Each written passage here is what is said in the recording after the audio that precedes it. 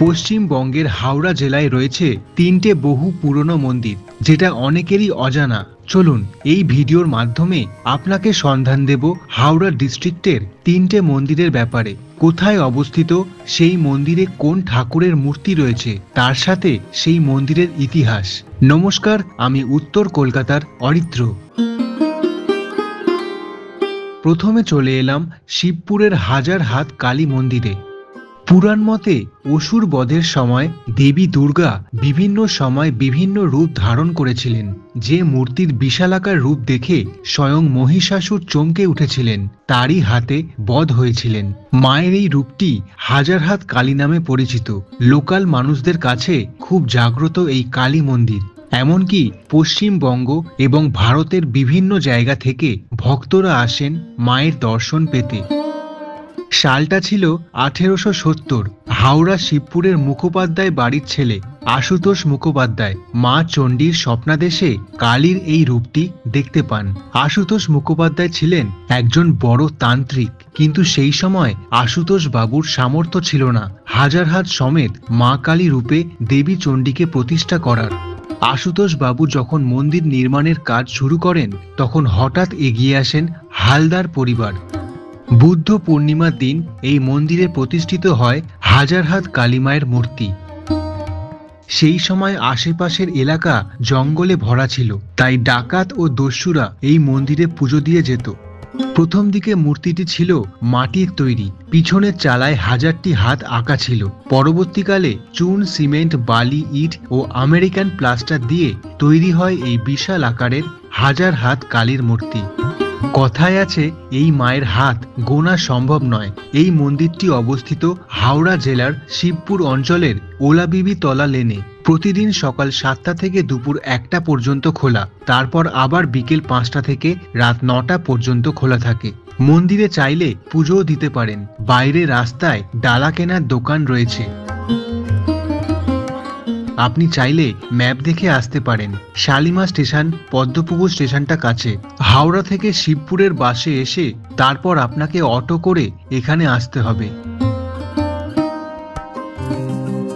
এর পরেরটা হচ্ছে রাম রাজাতলার রাম মন্দির। এই অঞ্চলের যিনি স্থানীয় জমিদার ছিলেন অযোধ্যারাম চৌধুরী, তেনার স্বপ্নে ভগবান রামের কাছ থেকে ঐশ্বরিক নির্দেশনা পেয়েছিলেন। এই স্বর্গীয় সাক্ষাতে অনুপ্রাণিত হয়ে তিনি রামের উপাসনায় নিজেকে নিবেদন করেন এবং এই রাম মন্দির প্রতিষ্ঠা করেন। খুব ধুমধাম করে রামের বারোয়ারি পুজো শুরু করেছিলেন। সেই পুজোর থেকেই এই অঞ্চলের নাম হয়ে যায় রাম রাজাতলা। 300 বছরেরও বেশি পুরনো এই রাম মন্দির। তবে রামের পুজো ছাড়াও এই অঞ্চলের সরস্বতী পুজো খুব বিখ্যাত ছিল সেই 300 বছর আগে। সেই সময় এখানকার কিছু গ্রামের লোকেরা যারা ভক্তি ভরে সরস্বতী মায়ের পুজো করত, তারা রামের পুজোকে বিরোধ করতে শুরু করলো। সেই দেখে দুই দল একটা মীমাংসায় এলো যে রাম সীতার মূর্তির ওপরে সরস্বতী ঠাকুরের মূর্তি থাকবে এবং দুজনেরই পুজো করা হবে। রামনবমীতে ধুমধাম করে পুজো হয়। চৈত্র বৈশাখ মাসে শুরু হয় এবং শেষ হয় বাঙালির শ্রাবণ মাসের শেষ রবিবারে। এই মন্দিরে প্রচুর ঠাকুরের মূর্তি দেখতে পাবেন। ঢুকেই বাঁদিকে রয়েছে বজরাংবলী। এখানে দেখতে পাবেন রামের মূর্তিতে গোপ রয়েছে। রাম সীতা ছাড়াও শিব নারায়ণের মূর্তি রয়েছে, আর ওপরে সরস্বতী ঠাকুর, পাশে দুর্গা মাও রয়েছে। আর ডান দিকে আরেকটা ঘরে আছে অনেকগুলো মূর্তি, বামন অবতার। পাশাপাশি তুলসী দাসের মূর্তি। তুলসী দাস ছিলেন রামচরিতা মানসের লেখক, যিনি হনুমান চাল্লিশাও লিখেছিলেন। পেছন দিকে আরো কিছু মন্দির রয়েছে, সেখানে চাতালের ওপর অনেক ভক্তরা এসে বসে থাকে, বিশ্রাম করে। মাঝখানের গর্ভগৃহে রয়েছে রাম সীতা।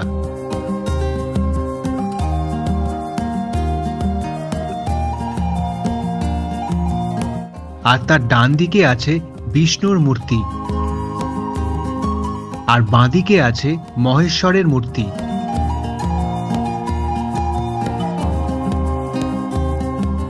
মন্দিরের ঠিক ডান দিকে একটা ঘরের মধ্যে দেখতে পাওয়া যায় সাবিত্রী সত্যবানের মূর্তি। মন্দিরের বাইরে রয়েছে পুজো দেওয়ার জন্য ডালা কেনার প্রচুর দোকান। সকাল 9টার সময় মন্দির খোলা হয়, বেলা 12টার সময় মন্দির বন্ধ হয়ে যায়। তারপর আবার বিকেল 4টের পর থেকে মন্দির খোলা থাকে একেবারে রাত 9টা পর্যন্ত। এসপ্ল্যানেড থেকে রামরাজাতলার বাসগুলো যায়, যেমন 52 নম্বর। ট্রেনে করে আসতে চাইলে রামরাজাতলা স্টেশনটা সব থেকে কাছে। এরপর দেখে নিন শিবপুরের বেতাই তলার মা বেতাই চণ্ডী মন্দির। আনুমানিক 500 বছরেরও বেশি পুরনো এই মন্দির। শোনা যায় যে এই অঞ্চলে আগে বেত গাছের জঙ্গল ছিল, সেই জঙ্গল থেকেই উদ্ধার করা হয় দেবী চণ্ডীর শিলা। সেই কারণেই দেবীর নাম বেতাই চণ্ডী রাখা হয়, আর দেবীর নাম অনুসারে এলাকার নামকরণ বেতাইতলা। সন্ধে 7টা থেকে 7:30টার মধ্যে সন্ধে আরতি হয়। মাকে অন্ন ভোগের সাথে মাছ ভোগ দেওয়া হয়। দুর্গাপুজো, চড়ক, বিপত্তারিণী এই সময় বিশেষ পুজো হয়, তাই জন্য মাকে প্রতিদিন 2 জোড়া কাঁঠালি কলা দেওয়া হয়। মন্দিরের ভেতরে আরও অনেক ঠাকুরের মূর্তি রয়েছে। কোষ্ঠী পাথরের গণেশের মূর্তি, সরস্বতী, মহাদেব, নন্দী ভিঙ্গি, মনসা, লক্ষ্মী গণেশ আর হনুমানজি।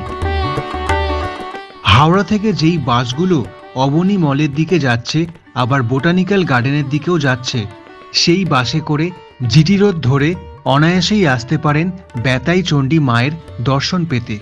সকাল 7:30টা থেকে দুপুর 1টা পর্যন্ত খোলা, আবার বিকেল 5টা থেকে রাত 9টা। হাওড়ার এই 3টে মন্দির দেখে কেমন লাগলো কমেন্ট করে জানাবেন। ভালো লাগলে ভিডিওটায় লাইক করবেন। আপনি ভালো থাকুন, আবার দেখা হবে নতুন ভিডিওতে।